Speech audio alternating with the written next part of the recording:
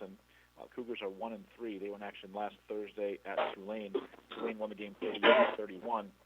Houston heads to Denton, Texas this Saturday. They'll be facing North Texas at 8 Eastern, 7 Central. It's produced by CBS Sports Network and will air on Facebook. Coach, thanks so much for joining us on the call. If we just get your thoughts on the game at Tulane on Thursday, and we expect to see you as you're back in action Saturday up at North Texas. Well, we got a little bit of a break here this past weekend, so, hopefully that got everybody refreshed. And, obviously disappointing loss at Tulane. Give those guys credit. They played hard, and we had a chance there at the end, but didn't get it done. But it's all about just moving forward. We put the game to rest and had a good weekend, ready to start preparation for a good North Texas team here tonight. We'll take questions for Coach Holgorsen, please. Star 1 on your telephone keypad will put you in the queue. The operator will introduce you. We'll now take our first question from Brett Vito of Denton Record Chronicle. Please go ahead. Your line is open. Hey, Coach. How you doing? Good. Just had a quick question about Mason Fine and De'Ara King. They seem to be a little bit similar in the fact that they're both undersized by conventional standards. What has made King successful, and how do you see the matchup with him and Mason Fine? Well, they're similar players just because of their stature, obviously, but just two really hard-working kids that love playing the game. They both got a ton of experience, and should be a pretty good matchup here moving forward. What has made King so successful for you guys this season? Is it just his straight-out athleticism, or what do you see in him as a player? Well, he's got a ton of experience. He's a real cerebral kid that understands the game of football and is incredibly competitive and just loves to play the game. So really look forward to just continuing to coach him and give him opportunities to be able to be successful moving forward. And how about Mason Fine? I mean, he's had such success over now his fourth year in North Texas. As you begin to move forward to the North Texas game, what is it that impresses you about Fine as a player?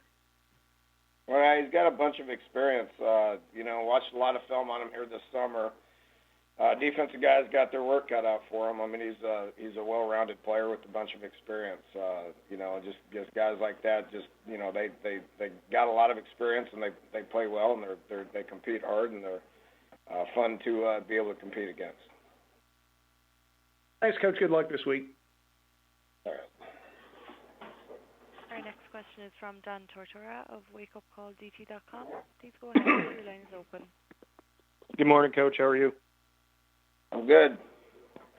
To take a look back at this game for Tulane, you said coming into the conference from the outside looking in that, you always respected the conference and there's a ton of talent inside of the American. Just what you could say about, being in one of those big-time conference games, the respect that you had before you were a coach in the conference and now obviously being within it.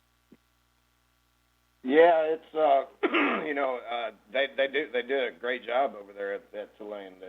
Just a real well-coached team that played extremely hard and was very physical, was very motivated to play. I know that one meant a lot to them. It was the first ESPN game in that stadium there, which is a neat little setting there. But the conference is as good as what I thought it was. And outside looking in, it's a very well-respected conference, and you start playing in these games, and you really understand how good the conference is. And then for you with De'Ara King, just what he's done as a leader. You came in with him already obviously being on the team and having some success. I spoke with you about him last week, and just what your takeaways have been with these first few weeks as a whole from being his head coach and getting to have some leadership with him. Just what your takeaways have been from really getting to spend that quality time with him on and off the field. Yeah, he's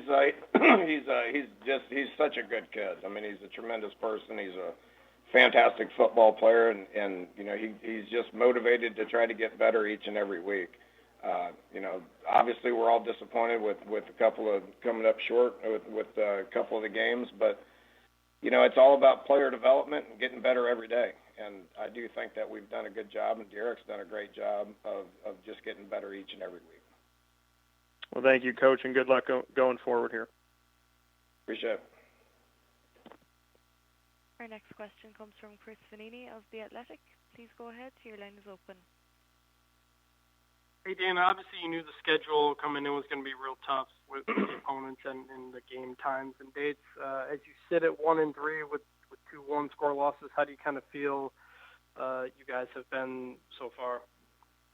I'm really proud of the guys for the effort and energy that they've been attacking this stuff, obviously. I mean, it's been tough. Nobody wants to hear it, but the schedule's been tough. The short weeks, the travel, the road games, and we got another one here this week. We got to go to a good North Texas team and go play another game on the road at night. So, I've been happy with the guys as far as just the effort and energy that they've been playing for. If we can just keep improving and keep staying the course, and then the wins will come.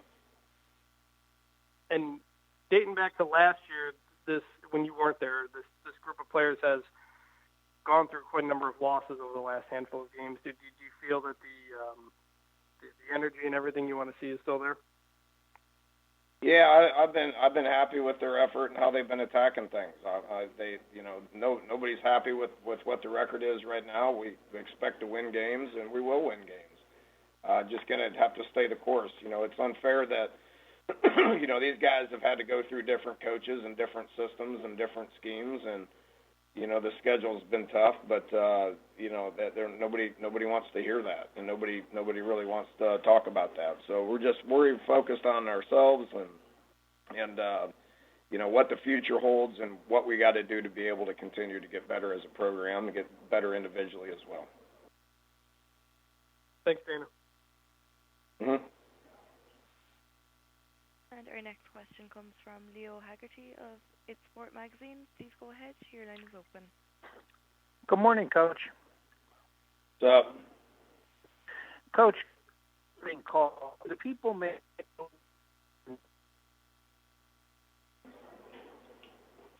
Yeah, I can't hear anything. Oh, Leo, we're going to see if we can get a better connection for you. Try again, Leo.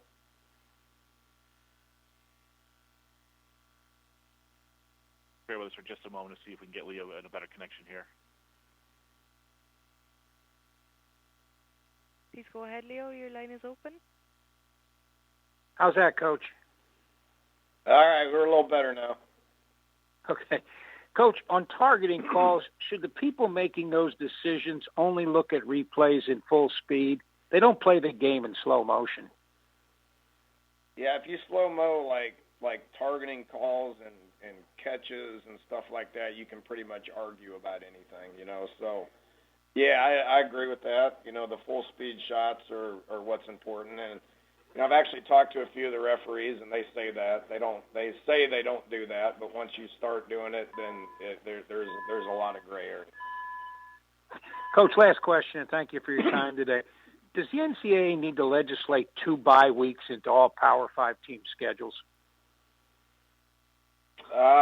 Yeah, and I think they need to start playing week 0 too, and which would allow them to be able to do that. I mean, I don't know what a bye week feels like right now. I mean, we've been 4 games in 18 days, so that's probably not the most ideal situation to be in. Thank you, Coach. Good luck this weekend. Coach, appreciate your time today. Thanks so much, and look forward to talking to you once again next Monday. Okay.